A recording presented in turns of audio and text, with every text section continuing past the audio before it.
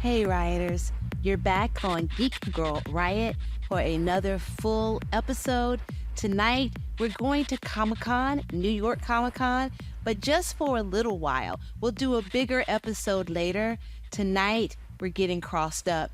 And by cross, I mean none other than Alex Cross, the new series coming to Prime Video, starring our beloved Aldis Hodge, but also some other faces you will recognize based on the books that my cousin used to tell me all about, written by James Patterson. Julian is in the room with the cast, and he's asking some of the good questions that you guys really want answers to. After that, we have the Renegades Aftershow for the Thomas Wiggins episode that premiered tonight. So you're going to get into that with Renee Brown. And then we're also going to do some Renegades replays and 60-second secrets from the creator of the show, not this one, that one, Day Al-Muhammad. So lots of good stuff. And before we get into that, I just want to tell you guys a little bit more about what is on the Riotous site. That's RIOT-US, Riotous. We've got some good stuff on the site. New stuff that you haven't seen yet. We're talking about the new show that's coming to Hulu called Interior Chinatown. That's right. And that's starring Jimmy O. Yang. It's brought to you by Taika Waititi. That's going to be fun. But it's not just Jimmy O. Yang. I'm sorry. There's some other folk in there, but you'll get that when you go to the site, like Rennie Chang. Okay, so we also have Bad Sisters Season 2, the trailers, the secrets, all the things that are coming out. We've got a episode preview of the new father and son hilarious comedy, Papa's House. I mean, I'm running out of time. Michelle Buteau got a first look of Cross. We've got Shrinking. We've got Hysteria. I'm getting hysterical. The Lincoln Lawyer Season 3. So you want that. We're talking about Honora, which is like Pretty Woman on the dark side. And now it's time for the show. So, my friends, as I used to say all the time, and I haven't said in a while, get into it. You thought you were special. You're not in my head, boy. And you're not getting a confession. Oh, I'm definitely living rent-free. And you already confessed. I'm just amusing myself right now. I didn't say anything. Yeah, you did. Life's fitful fever. Yeah, I caught that. It's Macbeth, right? The affliction caused by the burden of guilt. You said that's what's making you sick. That's a confession. On tape. Free chicken. Well, good luck getting a conviction with that. Already checked with the DA. She's ready to file, and hey, This is DC, Slim. You might not even see your arraignments. not without protective custody. Did you want to talk about PC? Like,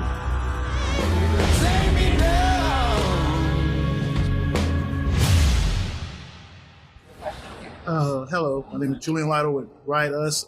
As a Washingtonian, watching the show, it was very clear that you guys took care to show the culture of the city more than any other interpretation of Alex Cross that I've seen, from slang to food to neighborhoods to class divides. How much did you all, research or really take care into trying to represent DC the way most of Black DC never gets seen? I can speak on that, but I want to kick it to Isaiah first. He was part of that process in terms of absorbing the city. So what we did is we spent, I think it was a good 10 to 12 days in D.C. Aldis and I, we did tactical training together. But one thing that we did that really I thought, and this actually speaks to your question too a little bit, I really think that the training we did with the psychologist was one of the most impactful things for me because we got to talk to real detectives and talk about how they actually dealt with some of the things that go on in DC and how they kind of shed that stuff and have to go on to their families. And I don't want to do the private stuff of what this man was talking about, but it was so similar to what Alex was going through that it nearly married every single of conflict for Cross. It was amazing, you know what I mean? So after a moment like that, you know, when something's so heavy, you know, sometimes you need comfort food, you know, to kind of feel good. So, you know, we headed over to Ben's Chili Bowl. And you know, we just got after some of that banana pudding and everything was, you know, made us feel better about everything. You know, Miss Vita, she did such an amazing job of welcoming us into her home, which was Ben's Chili Bowl. We took that back to Toronto and our 1-for-1 replica and tried to do the same thing on set. And we have a producer, Umar White, who's from DC. So he was really on point on a lot of my lingo, making sure that, you know, we understood culture from his perspective, how he was fed into how we help each other on the screen. And I got to give him all his flowers on that because we be in the middle of the scene, like, this is kind of wrong the way you might say it. Look here, so, he's like, let's, you know, it's a decent thing. But it is, sit down. His presence and what he's able to add that helps us build out the words because then it's something very specific to the words. Not just put us in a set. DC itself is a great show. DC itself, the culture of DC has to permeate the show for us to feel real to actually exist. And it's very specific. You can't fake that. So, you know, we got the right people. Well, we felt responsible. Like, if you're going to set the show in D.C., we felt responsible to really honor D.C. And then we also felt like, now this is D.C. when you normally see it, it's just the Capitol buildings or the halls of power. It's not actual D.C. So now all of a sudden you have a chance, you have an opportunity that make it feel fresh because people go to D.C., they expect one thing and we deliver on that part of it, but then we expand their perspective and all of a sudden it became a really good hallmark for the show. And I should say, you know, we shout out Umar White, who was one of our producers, and every script he does a DC pass. And when I get his notes back, I'm like, I ain't doing that. Okay, we got to do that. But then the other thing is, I will say when I first, one other person that, you know, surprisingly contributed to us really making it a priority to build out DC was Jon Bernthal, who is actually DC native. And when he found out I was doing the show, sent a text, and he said, you better show the real DC, not that bullshit. So.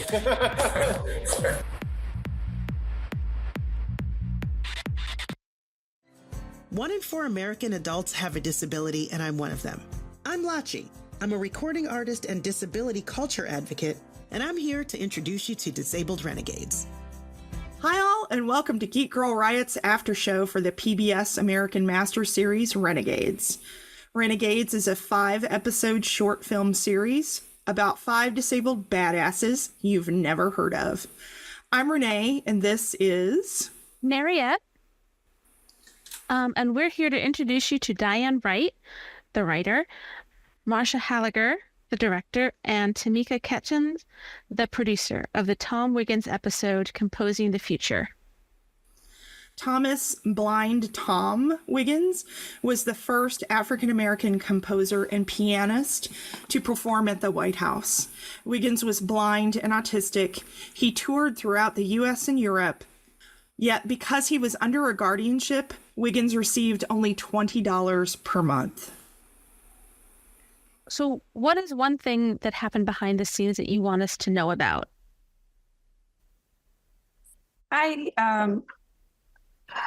would say what was interesting is when we were shooting in Columbus, we had, I can't even say predominantly, it was a Black crew.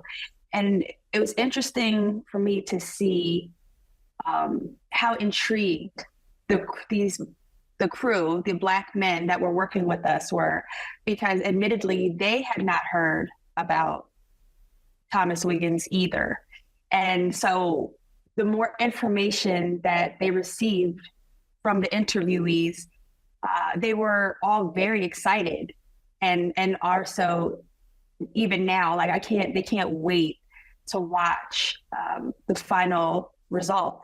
And that was beautiful to watch because they weren't just around like, oh, this is boring. You know, they were intrigued and wanted to know more. I love it when a crew really gets engaged. Diane, there's always a problem with diagnosing people in the past with autism. How did you approach that in this episode? Well, for me, it was important to push to legitimize autistic people existing outside the parameters of the dominant culture and the medical narrative. So, you know, hashtag we exist. And we always have. So it was really important for me to include that, to ensure that people understand that when autistic people say they see themselves in other autistic people or in other people who are coded or just out there and may not know that they're autistic, that it's valid. It is the same as any other marginalized group, recognizing each other on the street, on the media, whatever. And we are so woefully underrepresented. It was incredibly important to say this is one of our ancestors. Especially when there's also a physical disability that overshadows a neurodivergence. That's important to make sure everyone knows what's up and that we're out here. I didn't even think about that. The idea that like this is an overlap of one disability taking precedence basically because it's more visible. Not just more visible. I mean, yes, definitely, but more accepted. Gotcha. Yeah. Right. More. Yeah. Even recognized. I mean, we can go all the way back to recognize because autistic traits generally then and now are seen as problematic or inconvenient or whatever the negative connotations. Or if you're someone who maybe is a savant or has other extraordinary abilities and those are recognized, but nothing else about you is recognized. So it's tricky. It's tricky. So we're trying, advocates like myself are out here trying to let everyone know that we're a package deal. It's called a spiky profile, if you want to use the terminology we use. Nice. I like that. Yeah, in that there are some pros and some cons, just like everyone else. Marcia, with Tom's conservatorship, and let's call it what it is, ongoing enslavement, how hard was it to refocus away from the victimization and celebrate his genius? Well, I would say, you know, piggybacking off of Diane and Tamika as well, coming onto the project, I felt like it was taking the easy way out. If we attached the narrative as let's hone in on the freakish and, you know, all the terminology, you know, the freakish anomalies, and rather than the true genius that he was. And so I felt myself growing very emotional about why we were asked even to like discuss his, or Mark Twain knowing who Thomas Wiggins was. But I took a step back and I was like, okay, let's just have a conversation about this. And what I said was, and I'm not sure if you guys are familiar, but I went and I just stated facts. So we could all be on the same page. Like there's Sarah Bartman, she was discussed as a circus freak, you know, and as opposed to doing that, because it didn't matter whether we were saying other people thought of him in that way. If we're repeating it, to me, it was like, that's a waste of time when really we're saying, no one knows about the genius of Thomas Wiggins. So let's just X out the other stuff and let's tell them. Let's use our time to tell people about how remarkable, one of the most remarkable pianists and composers of the 19th century, Thomas Wiggins was. You know, he's Black, he's blind, he's autistic. You know, let's talk about how amazing he was and how, you know, in spite of what other people, the stigmatisms and that people put on us even today, he was, like I said, he was remarkable. And, he had to deal with racism, ableism, and he still came out and just blew people away. And rather than framing his talent as a trick, I was on board for, hey, let's recognize his abilities as a product of his training and his innate skill versus just, like I said, taking the easy way out and saying, oh, well, he has a disability and that's what's really, that's what this is about. No, if people really do their research, they see that from the time he was a toddler, he was getting training. That's awesome. I'm so glad that you went with the, I want to say non-traditional, but I mean non-expected way of telling the story. Right. I really love that you focused in on his genius rather than, him, being put on display as a, I don't want to say freak, but. Well, right. That's what they were calling him. But basically. And Mariette, I'm sorry, I know we're talking about conservatorship, but yes, he was treated as a financial asset, right? Yeah. And the exploitation that diminished his agency as an artist and perpetuated the idea that he was merely a passive conduit of music rather than an active creative force. And so, again, doing the research, we see his mother, as far as we can tell, she was an advocate for him. And so it kind of is very sickening to me that he was used in that way. And so I go back to all the material that like Diane provided. It made it that much easier to focus on the beautiful work that Thomas Wiggins was about, what that he created versus, going back to all the negative things that we could have attached to him. No, Diane, you wanted to say something? Sorry.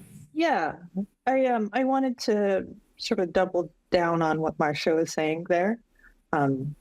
It was important to us as a team to ensure that this entire episode and part of the production we're a part of is about raising up awareness and acceptance of who we are as people, not as disability superheroes or in spite of and overcomers of disability. Right. And Thomas Wiggins was a genius by let's not even use the word genius because that's fraud as well, but he was an accomplished, incredible talent that superseded every other comparable musician of his time, period. And we don't know about him for all the systemic reasons that keep us and continue to keep us as Black people, as African American people, as disabled people out of the public conversation. So it was really important that we framed him in that way. Now, I was just going to say that from my point of view, I'm glad that you didn't focus on the conservatorship because the narrative then, like you said, it takes away his agency as an artist, as a person, and that's personally what I always find interesting about any historical figure. And so I think it's wonderful that you didn't follow the easy path, I guess is the best word. Agreed. Thank you. And I mean, we could say all of us even, it's more so about the resilience and adversity, right? And his ability to rise above his circumstances. Like I said, that could be any one of us. We can talk about things that affect us on a day-to-day basis. And he went on to create these stunningly complex compositions. And that to me is just a testament to the power of art and human potential, even under extreme oppression. Tamika, I want to know, you as the producer, what do you hope viewers walk away from after watching Thomas Wiggins' story? Yeah. So what I hope that, the viewers walk away from is that to learn more about the history of Black disabled people. We, of course, you don't know about, Black Americans without disabilities and the challenges, but to show the experiences of Black disabled people, particularly during slavery, but then also what Diane and Marsha has said, that, that disabled people can see a reflection of themselves in history. Representation is very important. So for people to see themselves in the history as somebody that they can aspire to and look up to. And then third, I just want people to learn more about him. This is a 10-minute short, so just it make people intrigued and make people want to learn more about it. That's awesome, and it's awesome that you talk about this as a 10-minute short. I feel like we've only scratched the surface of his story. The sad part about that is because not only in the time period that there wasn't a lot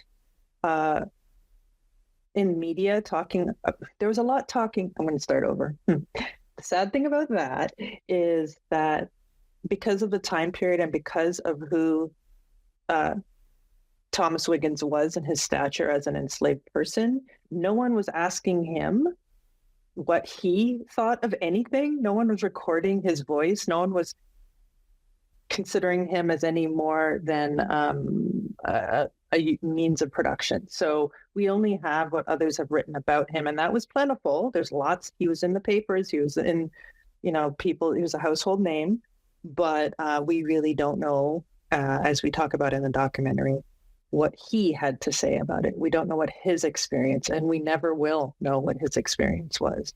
So this is why we have a crew of Black disabled filmmakers, including me, who I identify as autistic and ADHD, bringing our voices, because the erasure is near complete, and especially in the influence of our voices in the industry and in media is definitely incomplete.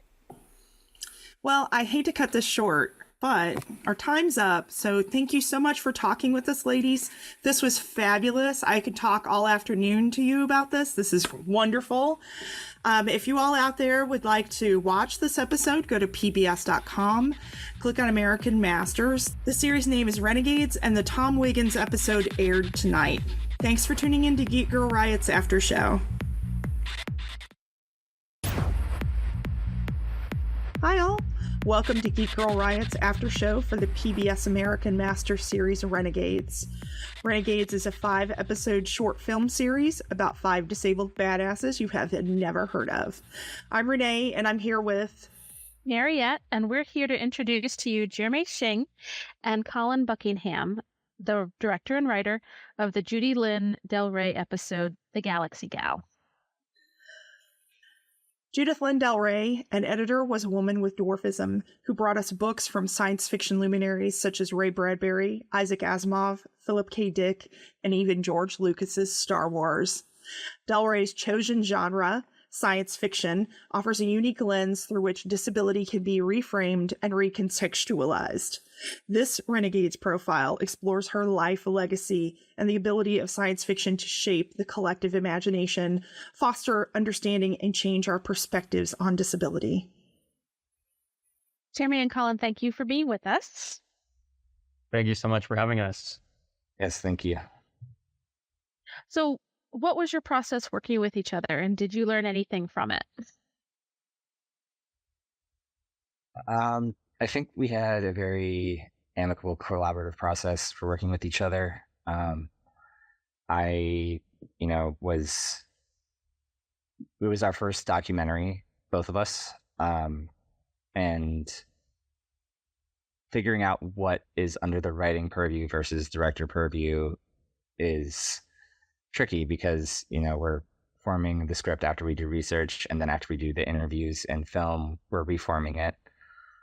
So getting all that together and figuring out what visual elements Jeremy would work on versus what story structure elements I would be working on was definitely new, but I think we found a good rhythm, and checking in with each other always is a good idea. Yeah, to add on to that, I feel like obviously you're not supposed to do the comparing game, but compared to the other documentaries, we had the least experience as documentarians. So it was a lot of growing pains, I'd say, but it was nice to have someone who had the same experience as me so that I didn't feel alone in not knowing how to do anything. So I also really believe in the mentality that it's always people over the project, to always give people grace when people mess up, because we're not robots, we're humans, and we're going to make mistakes. And luckily, Colin also had that mindset.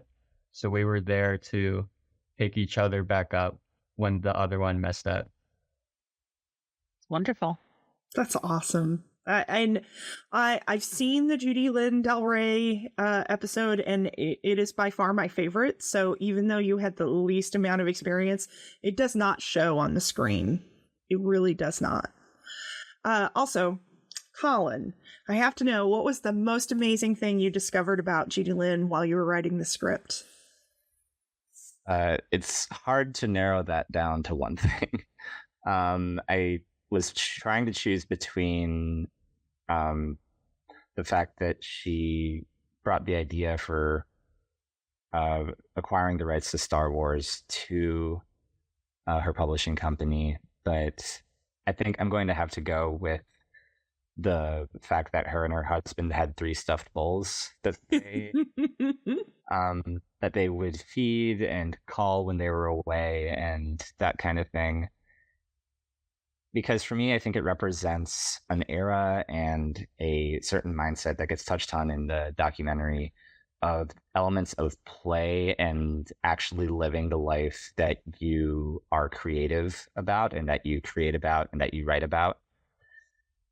And I think there's a bit more focus on the corporate aspects in all facets of careers today that when I found out about that, it made me sort of whimsical for a time that I didn't exist in that one specific way. But yeah. Yeah. Yeah. Jerry, can you tell me about your vision for this episode? I mean, how did you see this going? Yeah, being that this was my first foray into documentary, I really wanted to approach it from a narrative point of view and make a documentary that I would want to watch, essentially.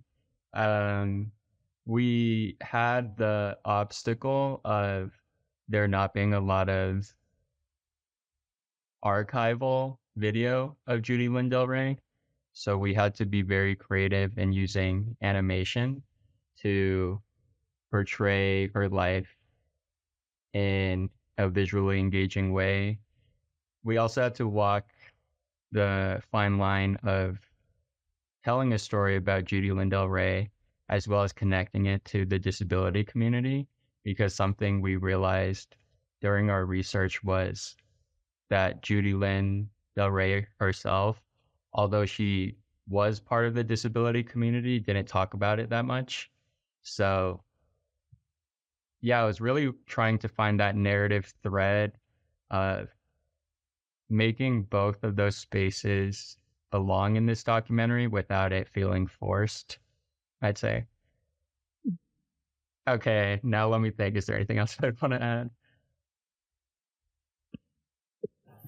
I do want to say, that's really been the challenge for all of these, is that like a lot of the people that are being showcased were not disability first. Yeah. And so we're left with like, well, oh my God,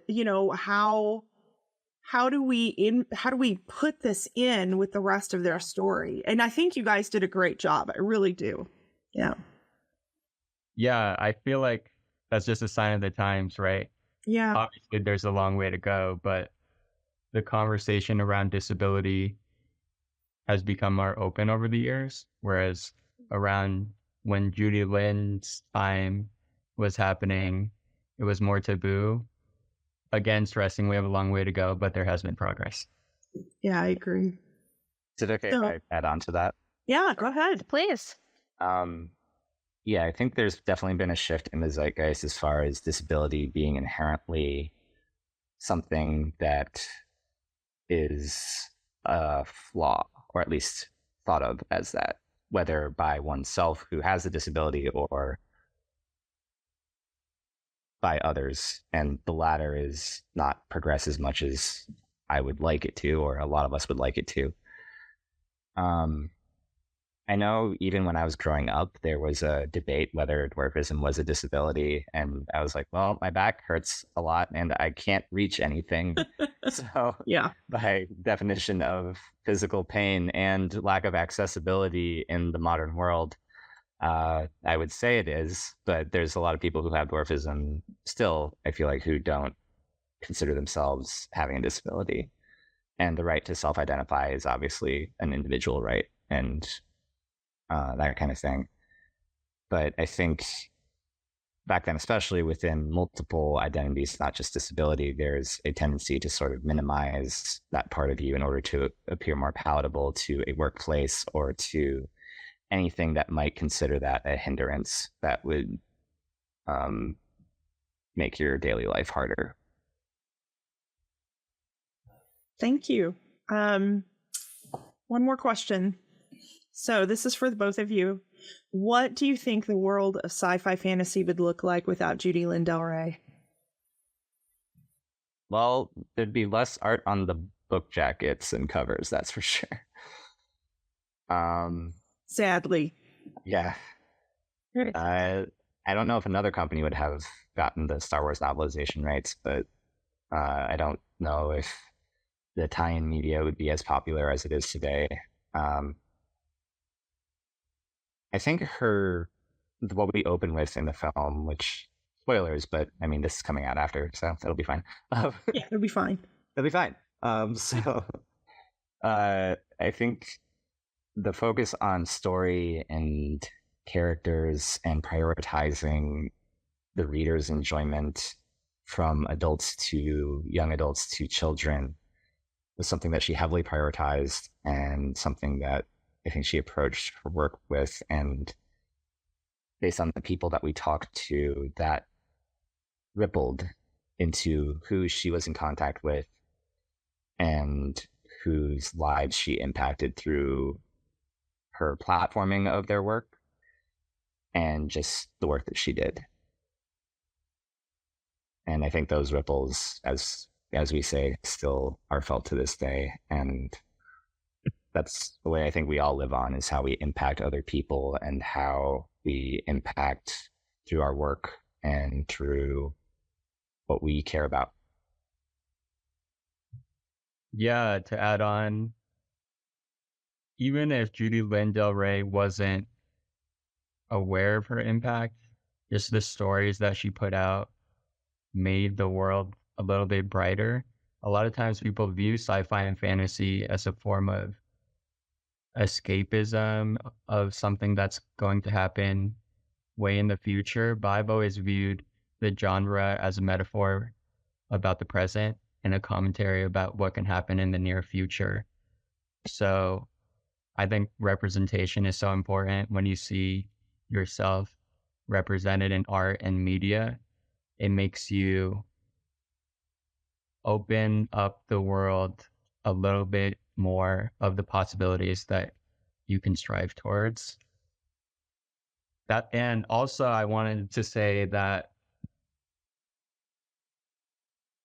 Judy-Lynn's impact wasn't just on sci-fi and fantasy, it was just on the people she interacted with on an everyday basis.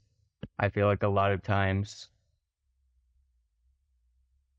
we're told by society that our self-worth is defined by what we did function to contribute to the world and to capitalism, if I want to go that angle. But just the people that she interacted with on a daily basis, from the people that we interviewed. She was just a force in any space that she entered, and had a gravity towards her that made people want to talk to her and learn her story and follow her dreams and visions. She truly was a galaxy gal. Thanks so much, Colin and Jeremy, for talking with us. It was awesome having you on the show. If you'd like to watch this episode, go to pbs.org and click on American Masters. This series name is Renegades, and the Judy-Lynn Del Rey episode aired tonight. And thanks to you out there for tuning into the GGR After Show. See you next time. Hi, this is Day with Geek Girl Riot. It's been a while, and I've missed you guys and my 60-second secrets. You just heard about Judy-Lynn Del Rey, and there are so many amazing stories about her. I know we didn't get a chance to go through all of them. As you already heard, Judy-Lynn Del Rey was an exceptional editor and marketer for science fiction and fantasy books. She also had a wicked sense of humor. You know she published the novelization for Star Wars, but did you also know she published The Princess Bride? Most of us are familiar with the 1987 film, but before that, there was a book published by Judy-Lynn in 1974 when she was at Ballantine Books. The Princess Bride, S. Morgenstern's classic tale of true love and high adventure, the Good Parts version, abridged by William Goldman. But there never was an S. Morgenstern. It was Goldman writing the book himself. A fun tidbit included in the book is a place where Morgenstern says his wife complained about the lack of a reunion scene between Wesley and Buttercup after she discovers who he is. Goldman wrote that he agreed with Morgenstern's wife and said that he had gone ahead and written the scene himself, but that his editor would not allow him to include it. Goldman goes on to say that the reader can have the scene mailed to them by request, giving an address for Urban Del Rey at Ballantine Books, and saying his publisher would pay for the return postage. Urban Del Rey, the stuffed bull, received more than 100 letters a week asking for the missing reunion scene. The thing is, the scene didn't exist either. Anyone writing in would get a 3-page letter talking about Goldman's legal woes with a lawyer, Kermit Shogg, representing the estate of S. Morgenstern, who objected to his release of the scene. It was an inside joke between William Goldman and Judy-Lynn Del Rey, and I'd say a pretty cool Easter egg. If you get a chance, read the book and send a postcard or letter to the publisher. I've heard they're still answering inquiries as to the missing scene. This is Day with your 60-second secret on Geek Girl Riot.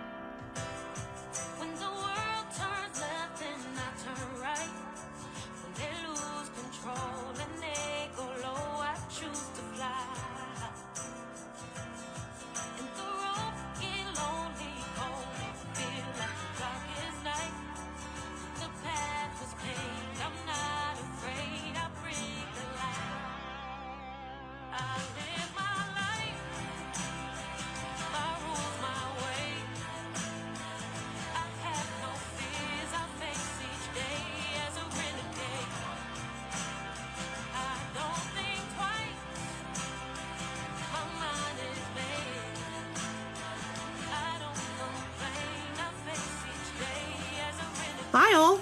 Welcome to Geek Girl Riot's after show for the PBS American Master Series Renegades. Renegades is a 5-episode short film series about 5 disabled badasses you've never heard of. I'm Renee, and this is...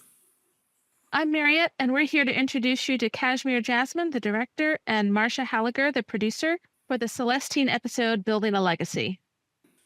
Celestine Tate Harrington was born without limbs. Harrington impressed audiences with her skill at playing the electric keyboard with her tongue.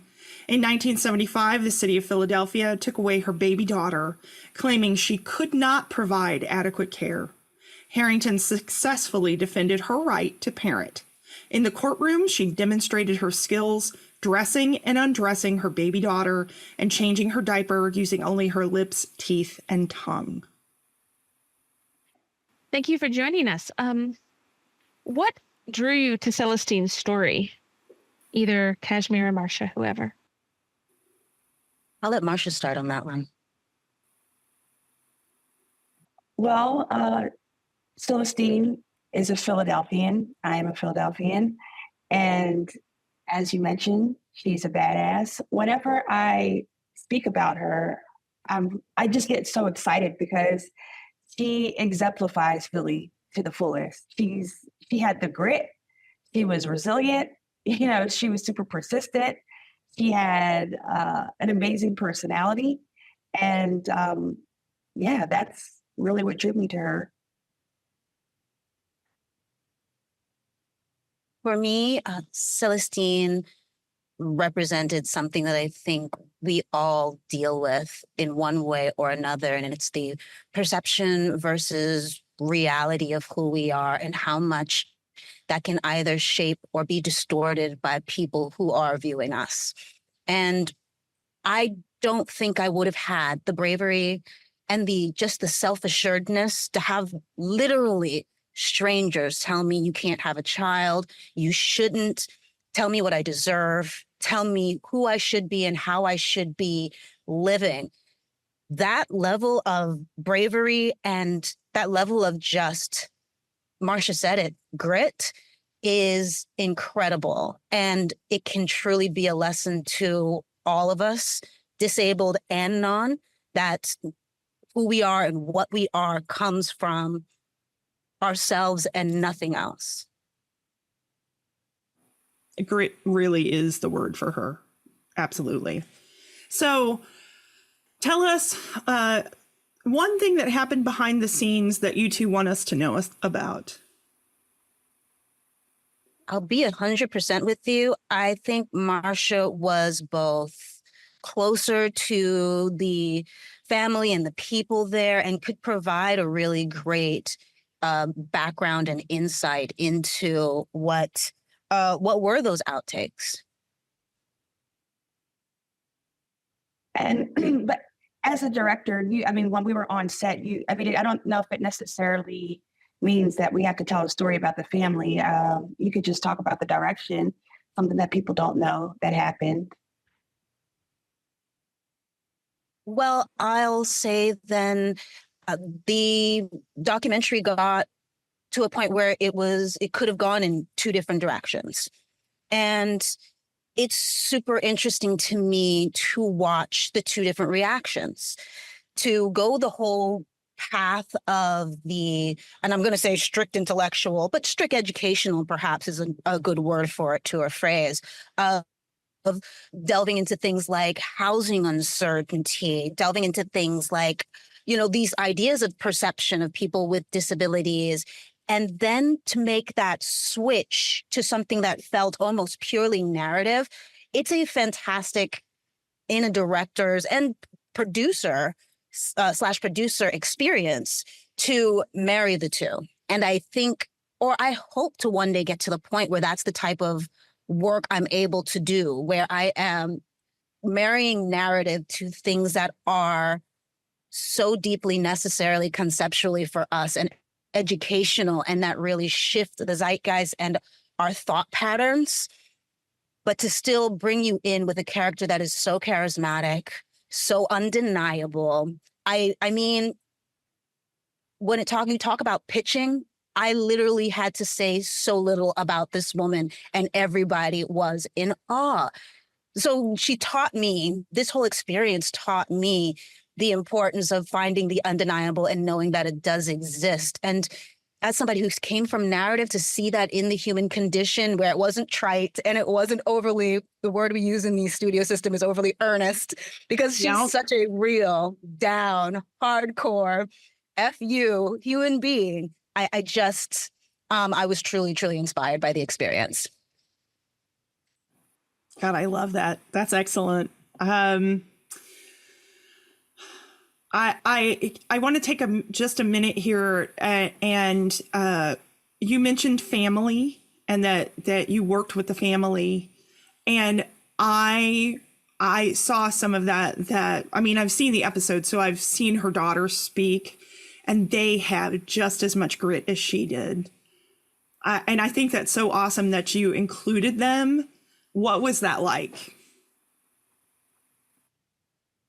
I I think that I can't see this project being what it was if we hadn't included them. And you know, it took us a while to lock her daughter in, but I was excited to do so. And you are correct. Not only does Naya have the grit of her mother, so does Karanda, but in different ways. And the reason why it actually took us a while is because of that grit. And growing up with their mother, they saw how the media would take advantage sometimes. And so that caused and does cause them to be pretty hesitant. And so I'm really grateful that we did actually get a chance to lock her in. And as Kashmir referenced before, it definitely changed the direction of the project for the better, in my opinion. No, it must have. So what was your favorite scene in the episode? How did it come about? For me, I feel like my favorite was when we showed outtakes or, just pieces of Naya's wedding with Celestine, because her personality really showed through. And it's one thing when people tell stories of a person, but when you actually see their personality, from them, and she was just so witty and very quick and sarcastic as well. And I think that added another layer to the project as well, because a project like this could easily be seen as, oh, woe is me, oh, this is sad, but that wasn't her personality at all. And so when you had a chance to actually see her, you're like, oh no, like, why should I feel sorry for this individual? She didn't carry herself like that. She didn't feel sorry for herself. And so I really love that about the project. Thank you. Okay, so one last powerful question. We know this episode is about motherhood and disability above all else. Celestine was more than just a woman. She was a force. And she was not about to let someone take her child away from her. And let me tell you, as a new mother, I know that child was not just a child, it was her joy. And my wife loves to say she's a piece of our heart out walking around in the world. But standing up to the system to get that child back takes guts. Winning against that system takes an incredible amount of tenacity. And such a woman needs to be looked up to and admired, and generally she was someone to be in awe of. Telling that story must have been daunting to you. So what made you think you could capture all of it in this film? I can throw something in there. I do believe that they even thought of me as for this particular project was because of the script I wrote when I had custody of my little sister and we came across country. The script is primarily about what happens when you lose all of your support systems, and disability, a death in the family, and loss of your income happen all at once. And when you fall through, then there's no safety net. And in the story, the woman does lose custody of her child. And I think that experience did reflect, and if anything, it hit home really hard, because I never had any intention of being a mother per se. But once you are caring for someone and you open up that part of yourself, I couldn't imagine somebody telling me you have no right. And to have been told that in one way or another, and to have her react the way that she did, I don't even know. There was devastation, but it bounced back so quickly. I remember at the mention of it, my idea and sense of self was crushed. So my hope is that people will be able to walk away from this knowing that we are not only capable of more than we think we can, but we are capable of things beyond anybody can imagine, and we can't ever let that hold us back. Awesome. Thanks. Yes, thank you. Okay. So thanks so much for talking with us, ladies. This was great, and the episode is amazing. And if you would like to see this episode, go to pbs.org and click on American Masters. The series is Renegades, and the Celestine episode aired tonight. And thank you for tuning into GGR's After Show. Hello, this is Day with Geek Girl Riot. Welcome back for another in the series of our 60-second secrets focused on the Renegades film series from American Masters. Tonight's episode celebrates Celestine Tate Harrington, and it's quite fitting as tonight, October 15th, would have been her birthday. Out of all the Renegades episodes, the one about Celestine Tate Harrington is probably the most intimate. The film was honored with the trust of her family and her daughter Naya, without whom the film would have been so much poorer. Our 60-second secret isn't really a secret, just us adding maybe a few more details to Celestine's story. In the short film, we see Celestine on the Howard Stern show. Now, as a part of the show, Stern had on a group of personalities he referred to as the Whack Pack. And these were folks who tended to be unusual in some way. And honestly, he really was kind of making fun of them. Now, we see her talking to him and Stern giving her a hard time, and then Celestine giving it right back to him. She saw the benefit of publicity, and she's the one who originally reached out to him. After Stern's phone conversation with Celestine and hearing her play, he invited her to play at his U.S. Open Soars live event on October 7 in 1989. Celestine played the Star-Spangled Banner with her tongue at the Nassau Veterans Memorial Coliseum to an audience of more than 16,000. Now here's the thing. The crowd was booing her, and she didn't care. She was there to tell her story and her message. Celestine was fearless. You know, there's that clip where she even offers to sign a copy of her autobiography for Howard Stern. Truly, all publicity was good publicity, and Celestine, as Stern said, knew how to work a room. It mentioned her 1994 book, Some Crawl and Never Walk, and it was published with funding from heavyweight boxing champion Evander Holyfield. Get this, he met Celestine just by chance on the boardwalk and donated money to have her book published in hardcover. That was the power of Celestine Tate Harrington. This is Day with your 60-second secret on Geek Girl Riot.